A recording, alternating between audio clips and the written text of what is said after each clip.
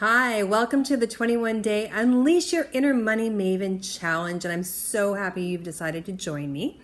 We're going to have a lot of fun over the next 3 weeks, and I hope you've all joined the Facebook group because that's where I'm hoping that we're going to have a lot of interaction, a lot of sharing, and I want to know what your feedback is and what's coming up for you so that I can build that into some of the exercises that we're going to do along the way around releasing and clearing some of the blocks that we may have in creating wealth and feeling abundant and really dealing with money. So the whole 21 days is really about the topic of money and what it means to us, how we feel about it, where we're stuck in our story around money, and releasing that. So if you're looking for something that's more financial planning, you know, how to save, how to invest, that will come next.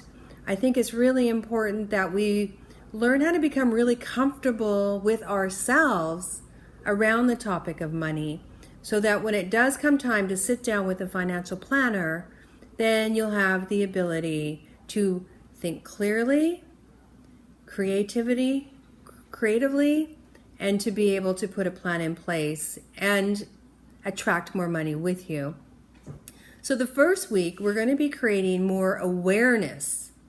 So it's all about awareness and noticing and bringing to the conscious level what we're doing around money. We often don't know what we don't know, and we're living our lives very automated.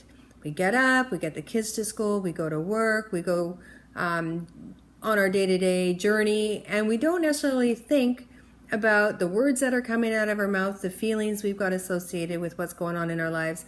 You know, often we will know that we don't feel good, we're not happy with where we are, we want more of this, or we want to feel more peace and joy and security around our life in general, but we don't. So when we sit down and pay our bills, we immediately tense up. So this week, what I want you to be aware of and to start cultivating is an awareness, to note the evidence and the unfolding of what is going on in your life and start questioning it. You know, what is happening to you on a day-to-day basis that makes you joyful and uncomfortable, especially as it relates to your ability to be successful, your ability to make money, when you sit down and negotiate to get a bank loan perhaps, or paying your bills, or you're looking at your bank account. Now, really what we're looking at is how do we respond to the physical and material things that are going on in our life, because that directly relates to the root and the foundation of where it all began. I'm not sure if you're familiar with chakras or energy centers, but we're going to really dive into the root of where it all began, and that is typically we are living out the lives that has been imprinted on us from our family, from our tribe. And at the root level, it's about being safe and secure. And sometimes we have taken vows along the way, especially as children, that we took because we needed to do that to feel safe and secure. Maybe things in our, small child minds didn't feel safe.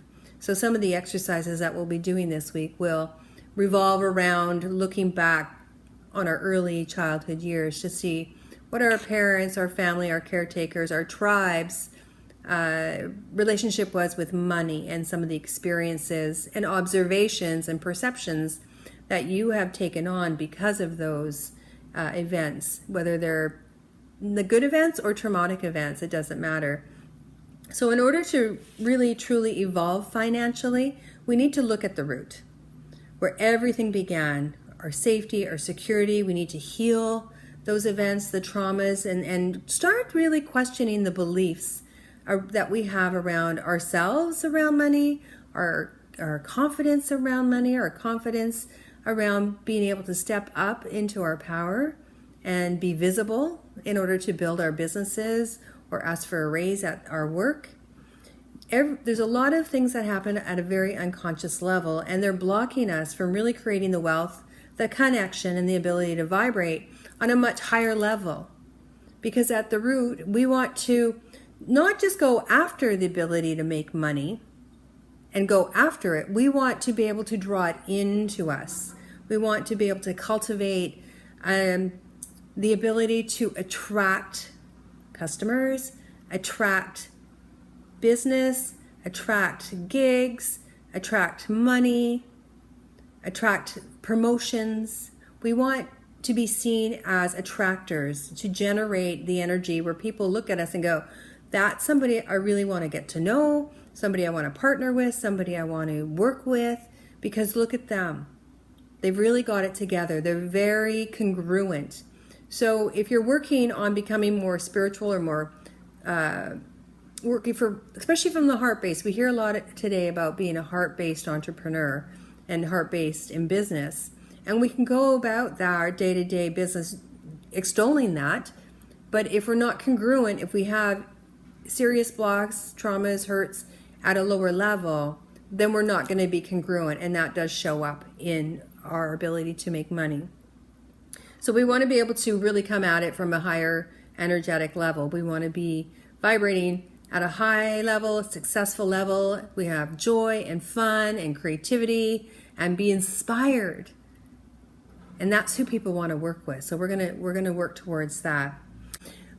I think what has happened somewhere along the way, what very often does happen somewhere along the way, is that we're born into this world, we're babies, we're open to receiving everything that comes in. We're these little sponges. And somewhere along the way, we get taught or we perceive that we can't be just ourselves. And I think as adults that our goal is to come back to who we truly are, that self of who we are, without all the layers that we've put on to us, our labels, our jobs, our beliefs, that tell us that we have to be this type of person to be loved, to be accepted, to be safe. If we learn to not be seen, not to speak our truth, because back when we were a child, we were told to get in the bedroom, that it's adult time, and we perceive that as we weren't lovable or punished. We can, as little children, we can perceive that in many different ways. And often when that lands in our unconscious mind, that unconscious mind, its job is to actually prove that that is our truth. So it will seek to find other events that will actually honor that as our truth, because that's what it believes to be true. So we keep repeating the cycle over and over again. And we want to stop doing that. So what are some of the vows that we take at a very lower level with our family, with our tribe? And one of them is that family comes first. So you will put your family over and above yourself. I vow to always support my tribe. I will keep my family secrets. The customs of my family come first. And people in my family don't do things that way. So when you're approached to do something in a way that's different than what your family would perceive as the best way to do it, you won't go there, because no, we don't do that in my family. We don't operate that way. So you could be missing out on opportunities like that. And yet on the opposite side of things, you could be saying, I'm never, who's guilty of this? I am never, ever going to turn out like my mother. And guess what? We turn out just like our mothers. Or we never want to turn out like our dad. Or I'm never going to be selfish like them. Or maybe your parents worked so much they were never home. So the idea of them working so hard to bring money in repels you from wanting to make money. So are you living your life according to your family's rules, their beliefs, their customs? Or are you operating exactly opposite or opposed to what they stood for when you look back? So that is the challenge for the week, is we're going to look back and do some visualizations around what are our beliefs, where did they come from, how did our family behave around money when we were children, and we're going to see what comes up, and we're going to do some tapping, emotional freedom technique around some of those things that come up. So I encourage you to start just creating an awareness around that and thinking back, and then noticing what's unfolding in your life today that is getting in the way. You know, is it fear? Is it if I take this step or quit my job, I'm not going to be safe?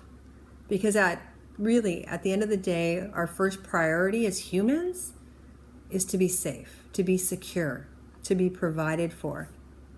And if we don't feel safe, we're never going to be able to step up and take the chances and the risks, because we're going to perceive them as too great. So that's for week 1. More to follow. Hope you enjoyed the video. Put your thinking cap on, start journaling, get yourself a book and start journaling, and I will see you in the Facebook group. Have a great day. Bye.